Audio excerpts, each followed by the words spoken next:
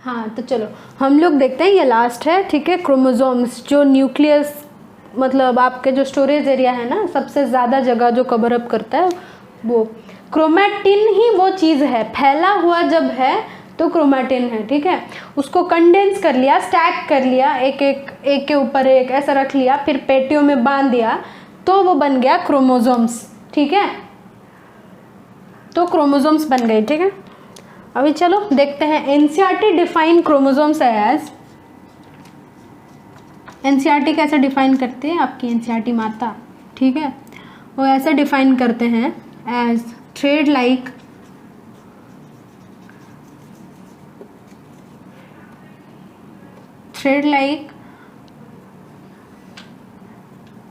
material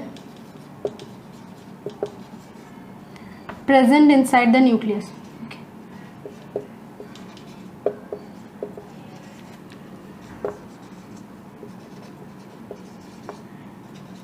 पता नहीं यार ये क्यों लिखा हुआ है, ठीक है, पर thread like material present inside the nucleus chromosomes नहीं है, ठीक है। Thread like material present inside the nucleus ये है क्रोमैटिन, ठीक है। हमने बताया आपको वो बीड विथ स्ट्रिंग वाला अपीयरेंस, नेकलेस जैसा दिखता है, ठीक है। ये ऐसा वाला, फिर ऐसा, फिर ऐसा, ऐसे बीड्स हैं बीच बीच में। ये बीड्स किसके बने हुए हैं? हिस्टोन्स के, ठीक है, हिस्टोन्स के बीड्स, ठीक है। ये होता है क्रोमैटिन, और यही बीड्स को क्या किया, ऐसे पूरा, मतलब बहुत सारा बीड्स है ना, उसको पूरा ऐसे रख दिया है, बस वैसे ही फेंका हुआ है, ठीक है। वो DDLJ नहीं देखा, वहाँ पे जैसे पड़े हुए थे, वो क्या है जैसे पड़े हुए थे ना, वही वाले, ठीक है, वैसे ही पड़े हुए हैं, तो उसको हम लोग बोल देंगे क्रोमैटिन, ठीक है। पर जब ये क्रोमैटिन क्या होगा, और ज़्यादा चिपकेंगे, और ज़्यादा फोल्ड होंगे अपने ऊपर, और ज़्यादा फोल्ड होंगे, तब जाके बनेगा क्रोमोसोम्स, ठीक है। एक बार ये देखो, ये पिक्चर देखो, ठीक है, देख रहे हो ये पिक्चर देखो। सबसे पहले वो बीड विद स्ट्रिंग अपीयरेंस था, क्रोमैटिन था, ठीक है। जब क्रोमैटिन था तब उसका डायमीटर देखो कितना था, 11 nm का, ठीक है, 11 nm का तब उसका डायमीटर था। फिर वो क्या हुआ, अपने ऊपर और थोड़ा सा वो स्प्रिंग वाला स्ट्रक्चर बन गया, ठीक है। वो स्प्रिंग वाला स्ट्रक्चर का क्या डायमीटर हो गया, 30 nm का, ठीक है। उसको हम लोग क्रोमोनिम बोल देते हैं, ठीक है, क्रोमोनिम। फिर क्या हुआ, और थोड़ा वो अपने आप वो जो स्प्रिंग था ना, उसको और ज़्यादा मोड़ा, ठीक है, मोड़ा, तो बन गया वो कुछ 300 nm का स्ट्रक्चर, ठीक है। फिर उसको और मोड़ के, हाँ, हर जगह पे मोड़ने के लिए क्या चाहिए हमें, प्रोटीन्स भी चाहिए। हिस्टोन्स सिर्फ बेस, मतलब सबसे पहले वो बीड्स जो बने थे ना, वो बीड्स थे हिस्टोन्स। उसके बाद जो प्रोटीन्स सब बने हुए हैं, वो सारे प्रोटीन्स कौन से हैं, all those proteins are actually protamines, ठीक है, बेसिक प्रोटीन्स है पर नॉन हिस्टोन्स हैं, ठीक है। चलो 300 कहाँ पे थे हम लोग, पहले 11 nm का, फिर था 30 nm का, फिर 300 nm का, ठीक है, फिर आएगा 700 nm का। 700 nm पर पहुँचते पहुँचते वो बन जाएगा क्रोमोसोम्स, ठीक है। ऐसे बहुत ज़्यादा मोड़ मार के, बहुत ज़्यादा मोड़ने के बाद जब वो पूरा ऐसे पर्टिकुलर शेप बन जाता है, ठीक है, तभी हम उसको कहेंगे क्रोमोसोम्स, ठीक है। तो कंडेंस्ड क्रोमैटिन मटेरियल, क्रोमैटिन, ठीक है, condensed chromatin is called chromosome,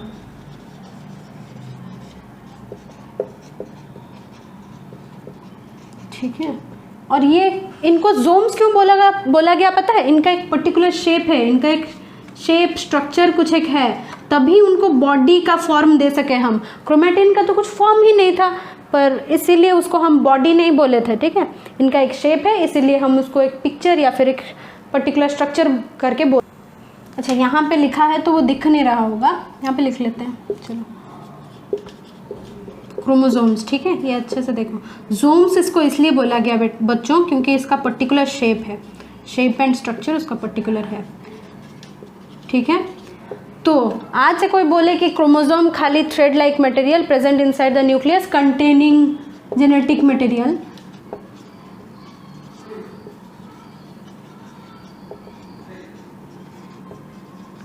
material, ये उसका डेफिनेशन नहीं है, ठीक है, दिया गया है एनसीईआरटी में यार, तो फिर आपको एग्जाम्स में आप इसी को मारोगे, ठीक है, पर ऐसा है नहीं। चलो, और chromosomes are made up of what?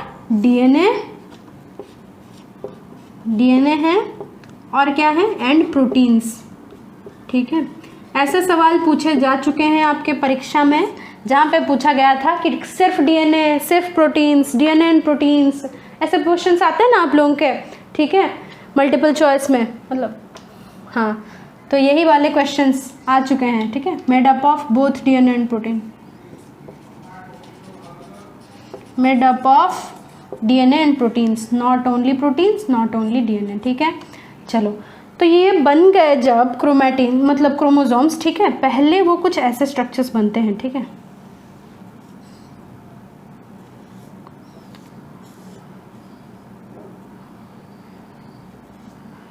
ऐसे सारे मोड़े हुए हैं बेटा, ये कुछ नहीं है, बस ये बहुत ज़्यादा मोड़ा हुआ है, ठीक है। एक जगह होता है जहाँ पे ये एक दूसरे के साथ थोड़ा सा जोड़े हुए, एक मतलब यहाँ से स्ट्रैंड आ गया, ये फिर दूसरे वाले के साथ ऐसे जुड़ गया, ठीक है।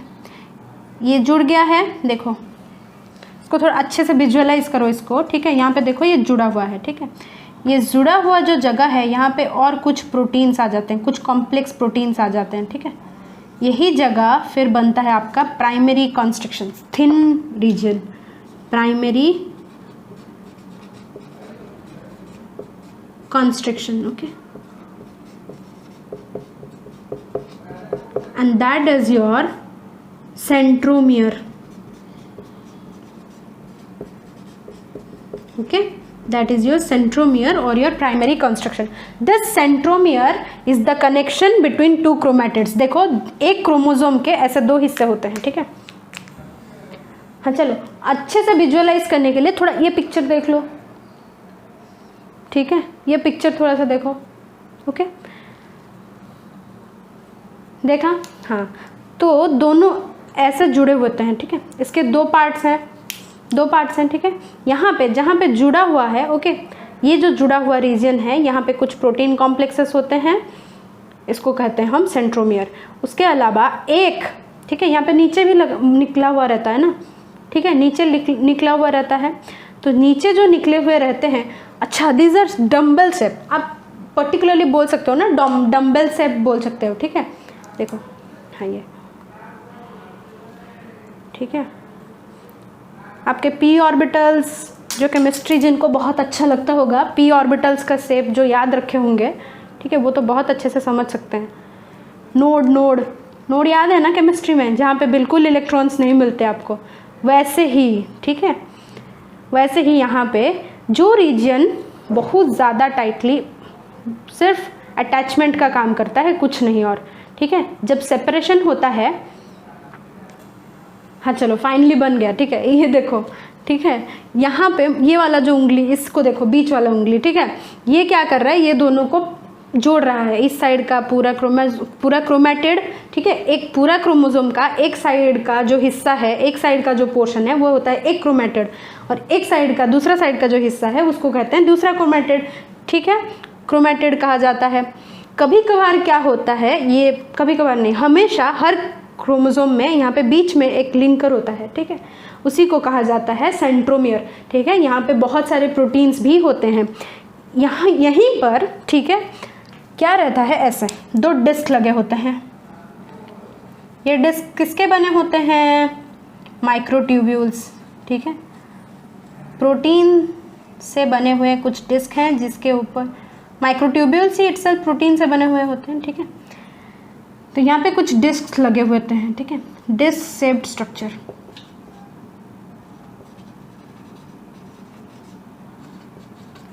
स्ट्रक्चर्स कॉल्ड द काइनेटोकोर, ठीक है, इसको हम क्या कहते हैं बेटा? Called the kinetochore.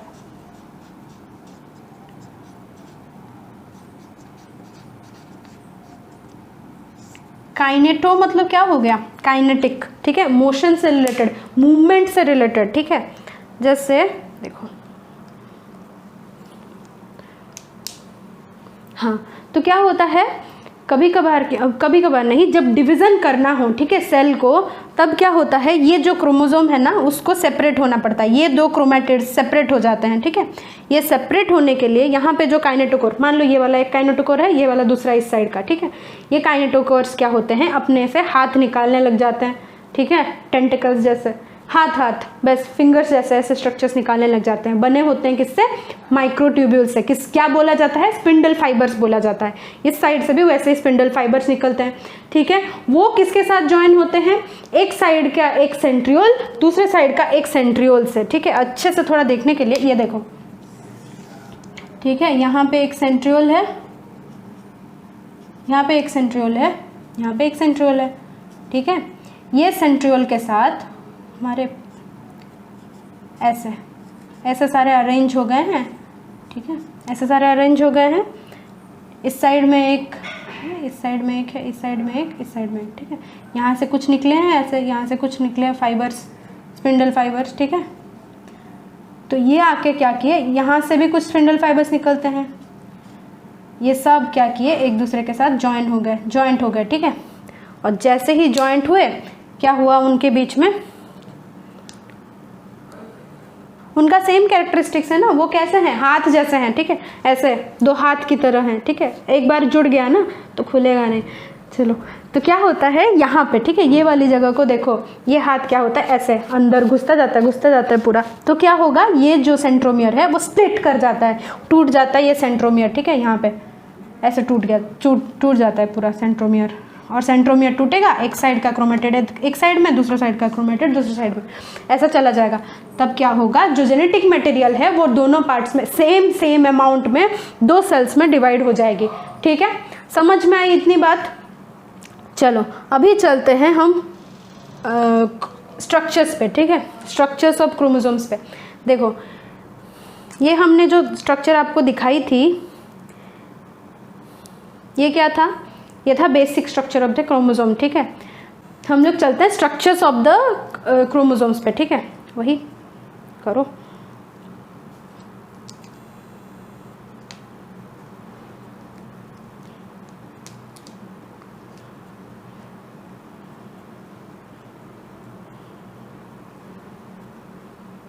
हाँ चलो देखो ये वाला, ठीक है।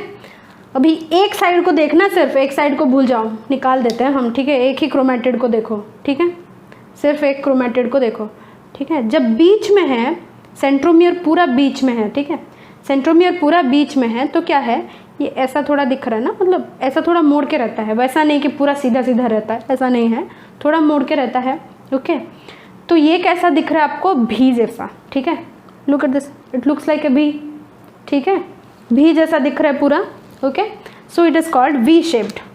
भी दिखता है तो इस वजह से भी है, एक्चुअली वो नहीं है, ये भी दिखता है, ठीक है। इसका ये लेंथ, इसका ये लेंथ सेम है, तो ये दिखता है जैसे भी है। बेसिकली भी नहीं, के जैसा दिखता है, ठीक है। के का वो नीचे वाला हटा दो तो के जैसा दिखता है, ओके। तुम लोग जान ले लोगे।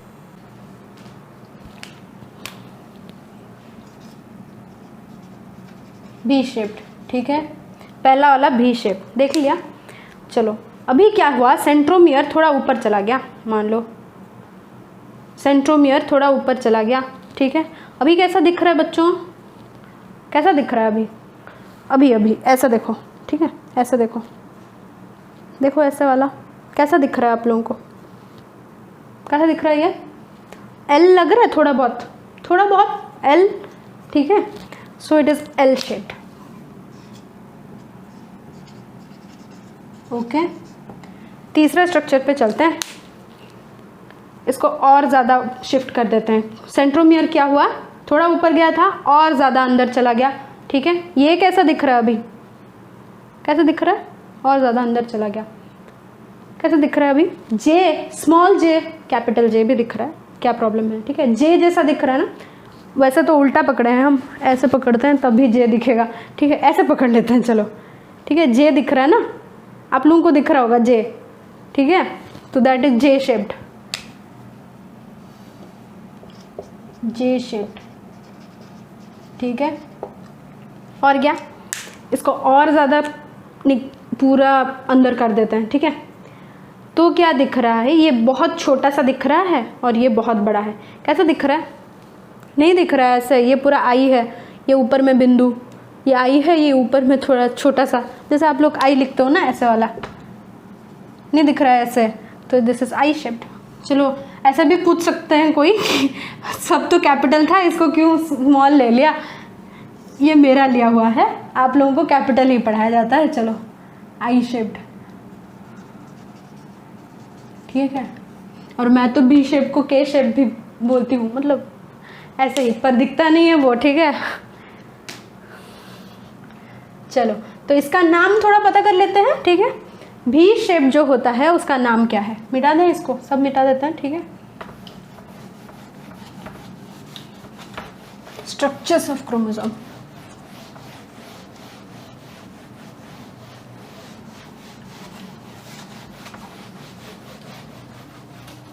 बेसिकली क्या होता है ना बच्चों, जब वो स्प्लिट होता है ना, सेंट्रोमियर जब टूटता है, ठीक है, और जो स्पिंडल फाइबर्स हैं, ठीक है, वो जब लगे रहते हैं तब वो डिफरेंट ये सारे स्ट्रक्चर्स हमें देखने को मिल जाता है, ठीक है, क्रोमोसोम्स के, ठीक है। एक साइड में देखेंगे ना तो हम भी, एल, जे, आई सभी को देख पाते हैं। उसी में हमको पता चल जाता है कि अरे नहीं, इस क्रोमोसोम को देखो, इसका सेंट्रोमियर थोड़ा आगे है, इस क्रोमोसोम को देखो, इसका पूरा बीच में है, इस क्रोमोसोम को देखो, क्योंकि सारे क्रोमोसोम्स कैसे रहते हैं तब? ऐसे सोए हुए रहते हैं, ठीक है, खड़े नहीं रहते, सारे क्रोमोसोम्स सोए हुए रहते हैं, और ऐसे वाले, ठीक है। इसका बहुत ज़्यादा मतलब ऊपर है। चलो इसको थोड़ा छोटा कर देते हैं।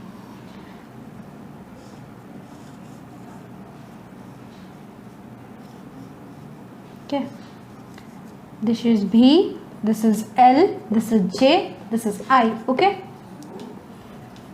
so the B shaped is called metacentric.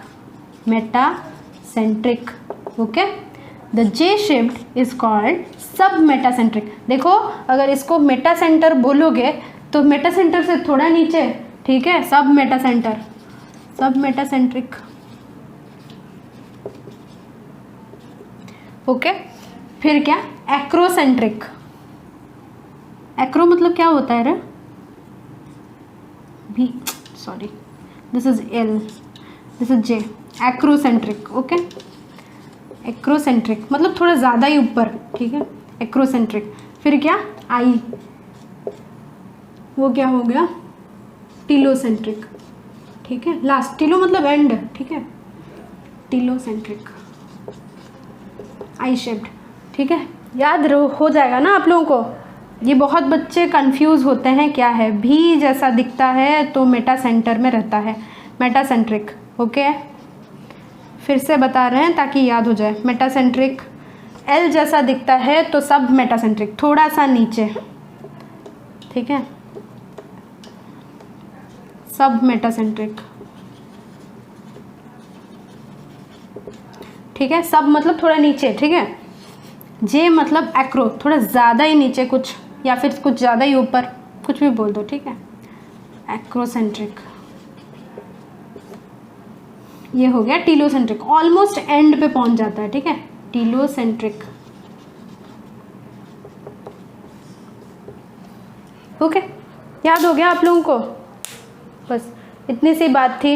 ये हो गई आपकी स्ट्रक्चर्स ऑफ क्रोमोसोम, ठीक है, on the basis of what they are seen as they are seen on the metaphase plate, ठीक है। ये कहाँ पे ऐसे सोए हुए क्रोमोसोम्स कहाँ पे रहते हैं? बेसिकली जब डिवीजन का टाइम आता है ना, वो जो हम पिक्चर दिखाए थे, जब डिवीजन का टाइम होता है और स्पिंडल फाइबर्स के साथ अटैच हो गए होते हैं ये सब, तभी ऐसा दिखता है, ऐसे दिखते हैं, ठीक है, that is called your metaphase plate, ठीक है। अभी हम लोग प्राइमरी कॉन्स्ट्रिक्शन के बारे में पढ़ चुके थे, अभी हम चलते हैं सेकेंडरी कॉन्स्ट्रिक्शन पर। सेकेंडरी कॉन्स्ट्रिक्शन कौन बनाता है? अभी तो डिस्कस किया, न्यूक्लियोलर ऑर्गेनाइजिंग कॉम्प्लेक्स, एक पर्टिकुलर रीजन है इनसाइड द न्यूक्लियोली जो बनाता है इसको, ठीक है। सेकेंडरी कॉन्स्ट्रिक्शन देखो, सेकेंडरी कॉन्स्ट्रिक्शन, इसका बहुत इंपॉर्टेंट, बहुत महत्वपूर्ण रोल है, ठीक है। ये नहीं होगा ना तो कैंसर जल्दी हो जाएंगे।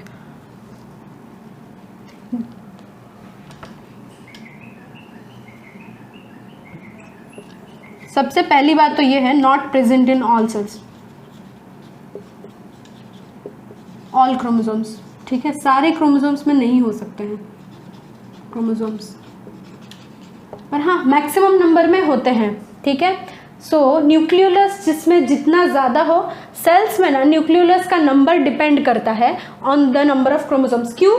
न्यूक्लियोलस जितने ज़्यादा पाए जाएंगे एक न्यूक्लियस के अंदर, उतने ही ज़्यादा क्रोमोसोम्स में सेकेंडरी कॉन्स्ट्रिक्शन भी पाए जाएंगे, ठीक है। तो this is number of chromosomes is directly proportional to the number of nucleus, ठीक है।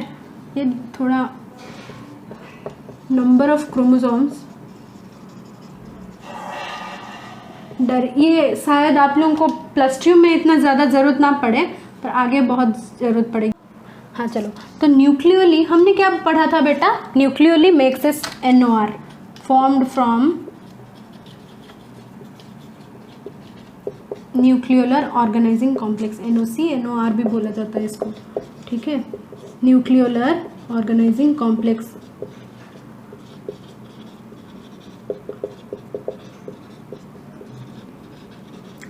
ठीक है। देखो अगर न्यूक्लियोलस का कोई पार्ट इसमें इन्वॉल्व है तो यहाँ पे ये हेट्रोक्रोमेटिन से बना होगा। अगर हेट्रोक्रोमेटिन होगा मतलब वो ट्रांसक्रिप्शनली उतना एक्टिव नहीं होगा, ठीक है, और ट्रांसक्रिप्शनली नॉट वेरी एक्टिव, ठीक है। ट्रांसक्रिप्शनली मतलब वही समझ लो ना, पैकेजिंग में उतना काम नहीं होता, ठीक है। बस made up of repetitive DNA genes या फिर डीएनए, चलो रिपीटेटिव डीएनए, बहुत ज़्यादा रिपीटेटिव डीएनए होते हैं। रिपीटेटिव डीएनए क्या है? जैसे मान लो आप एक लिख रहे हो, ठीक है, आप लिखते जा रहे हो, ठीक है, आप लिख रहे हो, एक सेंटेंस में लिख रहे हो यहाँ पे,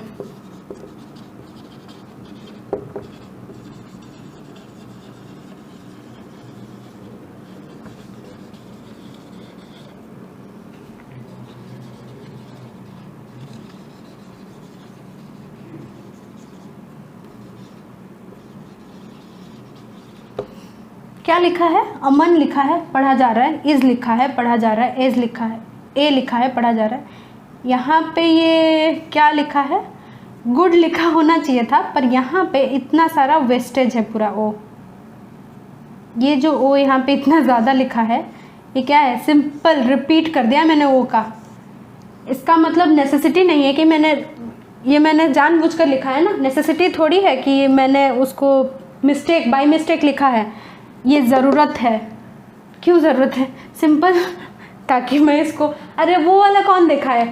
प्री राजू नाइट्रिफिकेशन, ठीक है, वो 3 इडियट्स वाला, वो जो लिखा था ना वाइट बोर्ड पे, ग्रीन बोर्ड पे जाके लिखा था ना, वो प्री राजू नाइट्रिफिकेशन और प्री फरानलाइजेशन, ठीक है, वही कुछ लिखा था उसने, ठीक है। इसलिए लिखा जाता है ताकि इजीली नाम पढ़ा जा सके, ठीक है, कोई मतलब कोई बना ना सके कुछ, उसका कुछ मीनिंग ना बने, ठीक है, वो ज़रूरी होता है कभी कभार, ठीक है। ये रिपीटेटिव डीएनए भी कुछ ऐसा ही होता है। कुछ डीएनए का कोड समझा जाता है कि हाँ चलो ये प्रोटीन बनेगा, ये प्रोटीन बनेगा, बुक्स है, हाँ चलो ये कुछ प्रोटीन बनेगा, पर यहाँ पे क्या लिखा है? इतना ज़्यादा रिपीटेशन है, कुछ काम का नहीं है, ठीक है, पर ज़रूरी है, ओके। सो यही चीज़ को हम रिपीटेटिव डीएनए बोल देते हैं, ओके। दिस फॉर्म्स ट्रांसक्रिप्शन में, प्रोटीन सिंथेसिस में इसका कोई काम नहीं है, पर this forms the satellite DNA, okay. ये हमने आपको क्रोमोसोम्स की स्ट्रक्चर दिखाई थी ऐसी वाली, ठीक है।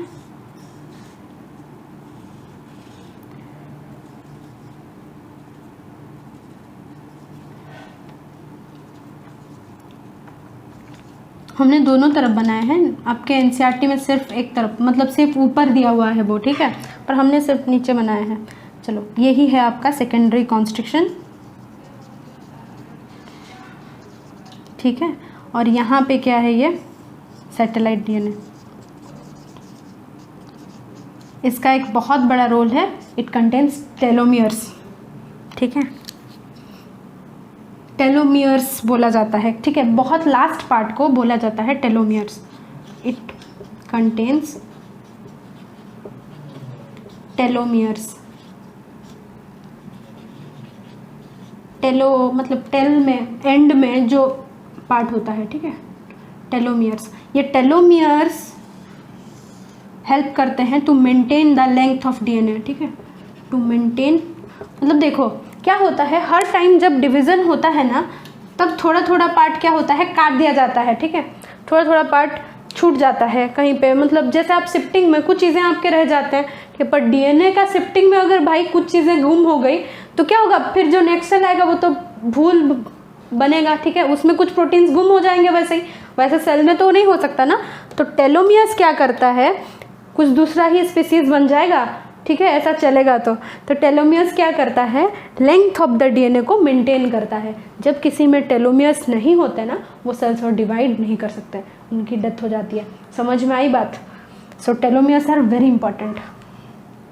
चलो इतनी सी बात है, maintains the length of DNA, telomeres maintains the length of DNA.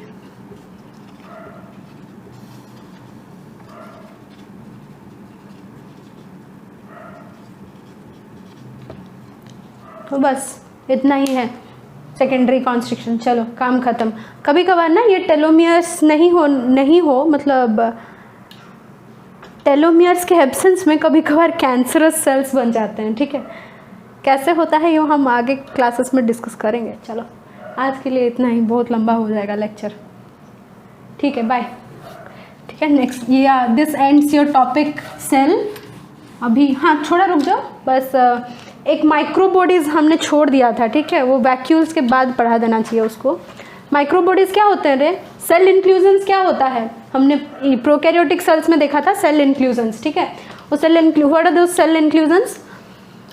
Reserve materials inside the cell, ठीक है, made from reserve materials inside the cells which are made from vacuoles, ठीक है, वैक्यूल्स से ही या फिर एंडोप्लाज्मिक रेटिकुलम गोल्गी से ही निकल कर कुछ चीज़ें रह जाती है रिजर्व में, ठीक है, microbodies.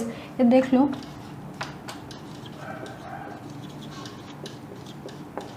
Microbodies, okay, reserve material inside the cell. चलो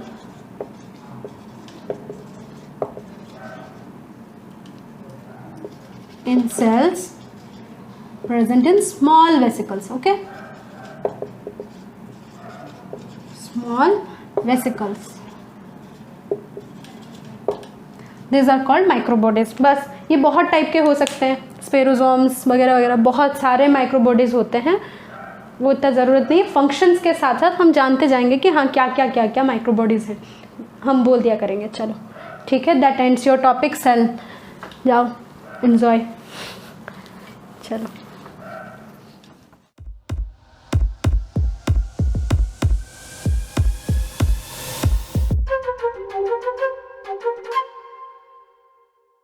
letting you think out of box.